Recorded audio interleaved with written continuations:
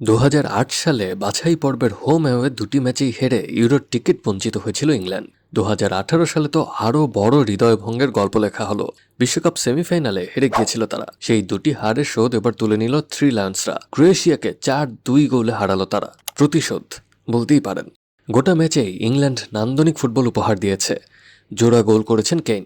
বিশ্বকাপে মোট ১০ গোল করে কিংবদন্তিদের পাশে নাম লিখেছেন ইংলিশ অধিনায়ক। ম্যাচের প্রথমার্ধ কেটেছে টানটান উত্তেজনায়। দুই দলই প্রথমার্ধে করেছিল দুটি করে গোল। দুইবার এগিয়েও সমতা এনেছে ক্রোয়েশিয়া। তবে বিরতি থেকে ফিরেই দাপট দেখায় ইংলিশরা। ম্যাচের ৮ম মিনিটেই পেনাল্টি পায় ইংল্যান্ড। প্রথমবার ব্যর্থ হলেও দ্বিতীয়বারের চেষ্টায় ক্রোয়েশিয়ার গোলকিপার লিভাকোভিচকে বোকা বানান কেইন। তবে সমতায় ফিরতে বেশি সময় নেয়নি ক্রোয়াটরা।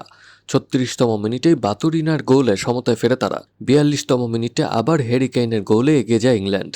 কিন্তু প্রথমার্ধের অতিরিক্ত সময় আবার সমতা। এবার ক্রোয়েশিয়াকে ম্যাচে ফেরান পিটার মুসা।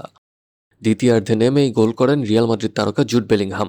এরপর চলতে থাকে ইংলিশ আক্রমণ। খেই হারিয়ে ফেলে ক্রোয়েশিয়া। বদলি হিসেবে মাঠে নামা মার্কাস রাশফোর্ড ৮৫তম মিনিটে গোল করে স্কোরশিট ৪-২ করে ফেলেন। ম্যাচে দেয়াল হয়ে দাঁড়ান ক্রোয়েশিয়ার গোলকিপার লিভাকোভিচ।